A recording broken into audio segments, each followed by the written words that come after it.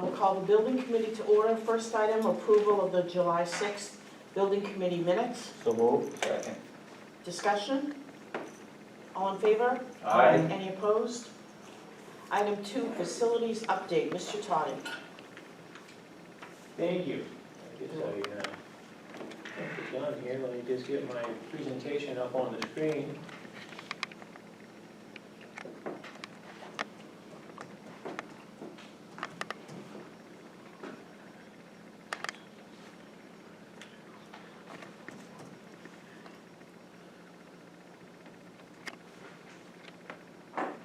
Of course, when you're in a hurry, the numbers never go in right.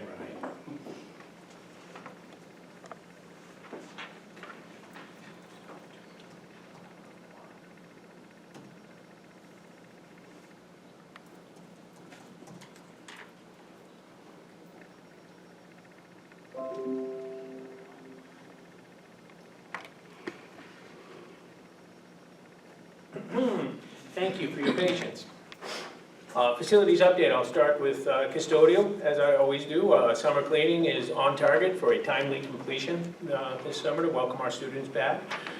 We've scheduled some cleaning practices and carpet care training later this month to get all of our custodians on the same page with cleaning practices. And I'm happy to report that our new operations manager, Mr. Demers, has been accepted to Primex's Supervisors Academy. And this is a 3-day intensive training program to which only 24 candidates are accepted. So it's great for him that he got in. It's great for us that he's going to get that training.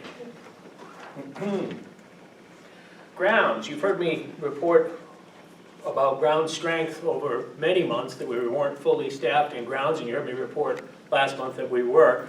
These hedges kind of tell that whole story. The hedge on the right is indicative of a fully staffed grounds department. The hedge on the left is indicative of the past many months getting us to this point. So hopefully soon we'll have the whole district looking like the hedge on the right. We've been taking care of some plug rolling in the athletic fields, and the way plug rolling is done is it's aeration of the ground, and we've got irrigation systems in the ground, and if the plug roller runs over a sprinkler head, it will damage it. So in the past, what we've done is manually turned on every single zone, walk out with a flag and mark every single sprinkler head, and then plug roll it, and then we'll clean up the flags. It's very time consuming. This year, we took advantage of our programmable painting machine, and we tied exact locations of every single sprinkler head into the paint machine. So next time we want to plug roll, we put the paint machine on the field, we turn it on, and it'll go put a dot on every single sprinkler head throughout the high school complex, the lower field, the middle school, and the practice fields. It's going to be a huge time save in the future, so we're pretty excited about that. Maintenance is now operating at 25% strength through some retirements and some promotions.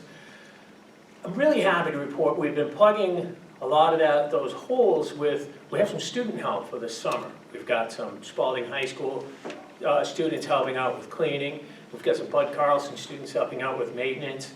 And I'm at a loss for words. I cannot say enough good things about the students that are helping us out with these projects. It's just really great to see these kids having this opportunity and learning from it and growing and getting a little bit of money too for their efforts. So it's great to see that. We also have a substitute teacher who's become a substitute painter for the summer. So we're calling them in from all different directions, and we're getting the support we need to get through that.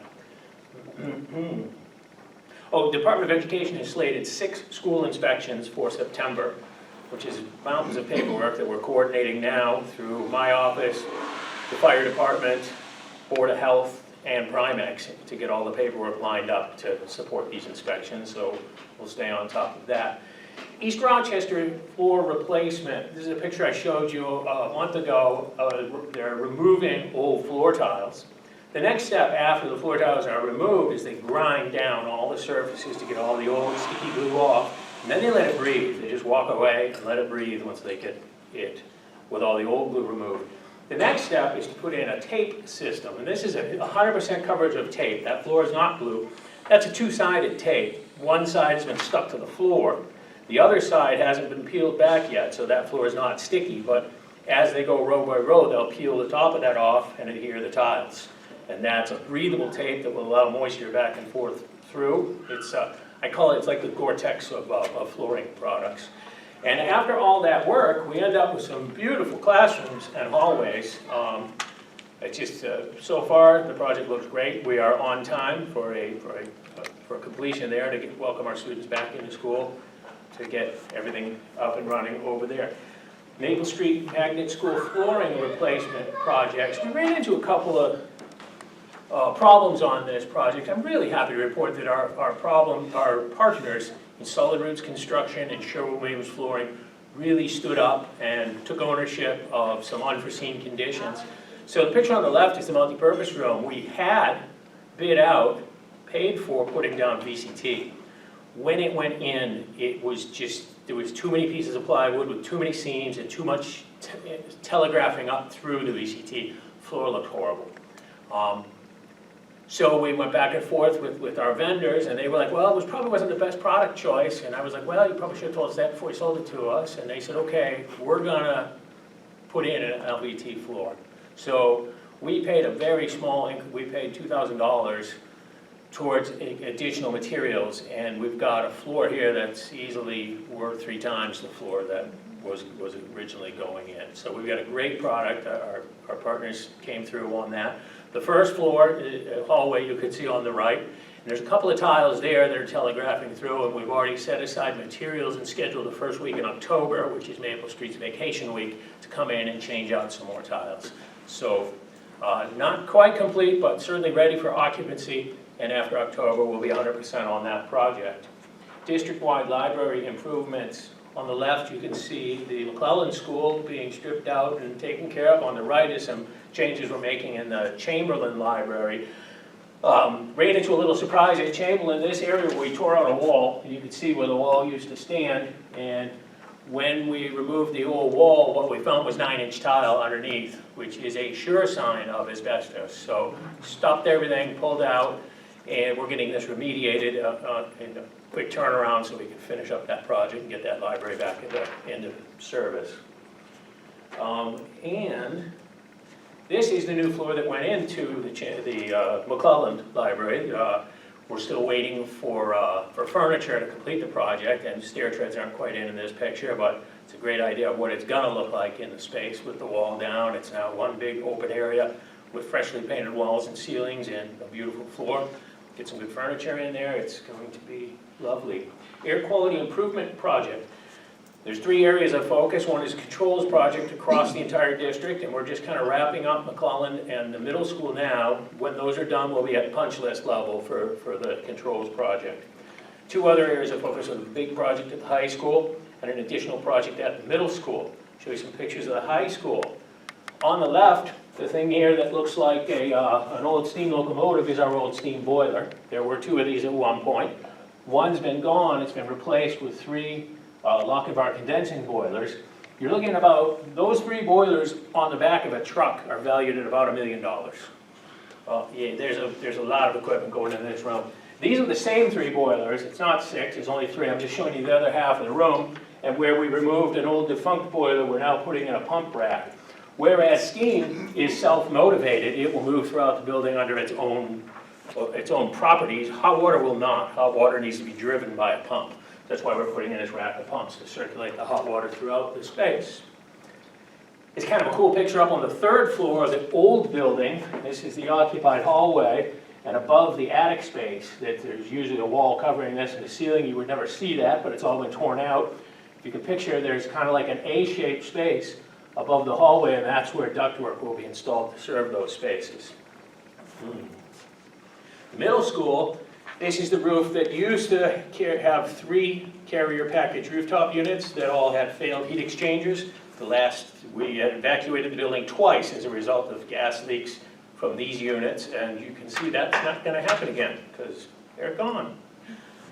Work orders for the period of July 1st through July 31st. Completed 94 work orders, that's up from 99 in the previous reporting period. We created 138 new work orders, which is down from 153 in the previous reporting period. Gives us a close ratio of 0.68 to 1, which is up from 0.65 to 1 in the previous period. From the July crop, we have 42 now open, and average days from assigned to complete on any given work order is 6.36, which is down from 9.35. That's all I have for facilities update. Thank you. Thank you, Mr. Doughty. Does anyone have any questions for Mr. Doughty? No. Thank you, Dave. Next item is McClellan seal coating and line painting bid. Oh, did that already go out? Yep, I did. Yep. Yeah, Oh, great, thank you.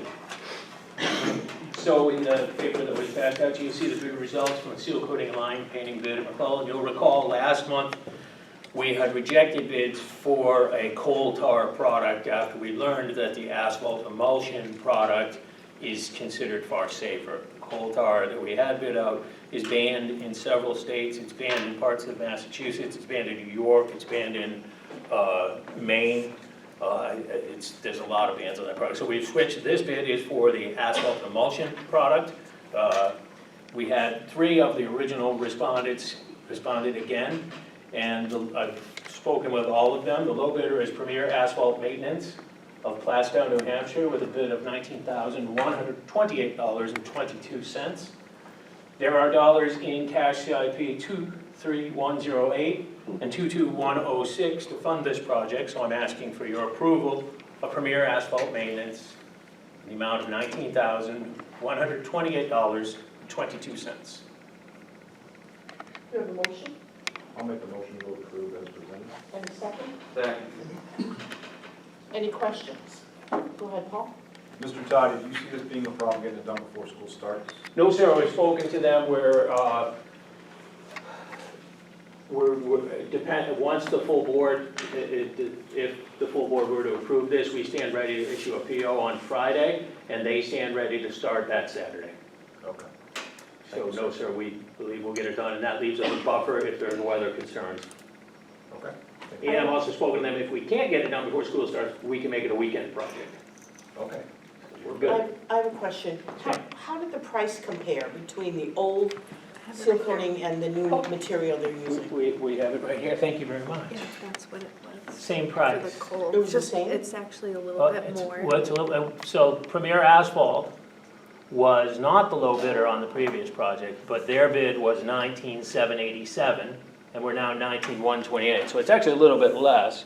The coal tar low bid was $16,600, so it's a little bit more than the low bid on the coal tar, but that delta is insignificant if we're talking about children's health and concerns of safety, where, this one costs a little bit more, and we'll see how it shapes out for us. Definitely worth it. Yes, ma'am. Thank you, Dave. Any other questions? So we have a motion and a second. All in favor? Aye. Any opposed? Thank you. Item number 4, I'm going to ask for motion to move this item to the full board meeting. So moved. Second? Any discussion? All in favor? Any opposed? Item 5, 5-year plan.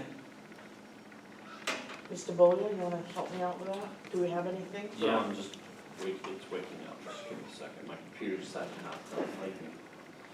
Everybody does better than So you have your top 3 at this point. On July 6th, it was voted to remove the eliminate the modulars. This is part of the already project going on. So you need to look at your parking lot next meeting and discuss with Mr. Toddy the items 1 and 3, which is the athletic complex across all schools, study, and the study of our arts and drama needs for the high school, and expanding that to all schools, what was discussed. Thank you, So, Mel. no problem. And public comment. Do I need to read that too? I think it's best practice for a while. Okay. Classes. Publicity. That's what it says, right? Publicly. Publicly. Go ahead, please. My glasses on. Publicly communicating false statements about people that defame them could subject the speaker to both criminal and civil liability in the state of New Hampshire. In that vein, statements made at public input or at public hearings are not immune from potential consequences for their words. Furthermore, the fact that the public body does not prevent these statements from being made does not excuse or endorse these statements. It just means that the public body, in this case the school board, both recognizes and respects the right to free speech enshrined in the First Amendment to our Constitution. Thank you. And seeing no public comment, we'll move on to number 7, other. Any other? No? Number 8, motion to adjourn. Mr. Toddy, yeah, given that we've had such a wet July or anything, modular's holding up okay? As Yes, far sir. as all the dehumidification's working? Yes, sir, we've had Okay. one. I haven't had any surprises with molds? Thank you. Number 8, motion to adjourn. So move. Second. All in favor? Aye. Thank you, we're adjourned.